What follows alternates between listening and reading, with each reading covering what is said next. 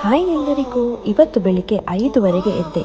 ಎಲ್ಲವೂ ನಾರ್ಮಲ್ ಆಗಿತ್ತು. ನಾನು ನನ್ನ ಟಿಫಿನ್ ರೆಡಿ ಮಾಡ್ತಾ ಇದ್ದೆ. ಆದರೆ 5:58ಕ್ಕೆ ಸೈರನ್ 3 ಬಾರಿ ಸದ್ದು ಮಾಡಿತು. ಆ ಸದ್ದು ಕೇಳಿದ ಮೇಲೆ ಟಿಫಿನ್ ಎಲ್ಲಿಟ್ಟೆ, ನಾನೆಲ್ಲಿ ನಿಂತೆ ಅನ್ನೋದೇ ಮರ್ತೋಯ್ತು.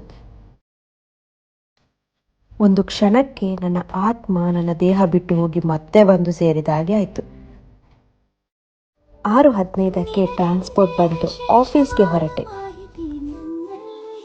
ಕಾಫಿ ಕುಡಿದು ಕೆಲಸ ಶುರು ಮಾಡಿದೆ.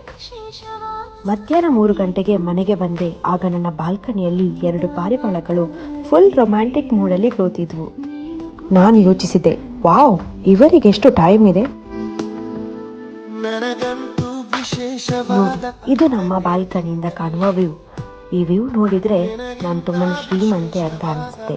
ಆದರೆ ಮತ್ತೆ ಬಾಡಿಗೆ ನೆನಪಾಗುತ್ತೆ. ಆಮೇಲೆ ಬಟ್ಟೆಗಳನ್ನು ಮಿಷಿನ್ಗೆ ಹಾಕಿದೆ. ಗಿಡಗಳಿಗೆ ನೀರು ಹಾಕಿ ಅವರ ಜೊತೆ ಸ್ವಲ್ಪ ಮಾತಾಡಿದೆ. ಮನೆಯಲ್ಲಿ ನನ್ನ ಮಾತು ಕೇಳೋಕ್ಕೆ ಇಷ್ಟೊಂದು ಪೇಷನ್ಸ್ ಇರೋದು ಅವರಿಗೆ ಮಾತ್ರ. ಸರಿ, ಇವತ್ತಿಗೆ ಎಷ್ಟು ಸಾಕು. ನಾಳೆ ಪಾರ್ಟ್ 2 ಅಲ್ಲಿ ಮತ್ತೆ ಸಿಗೋಣ. ಬಾಯ್ ಬಾಯ್.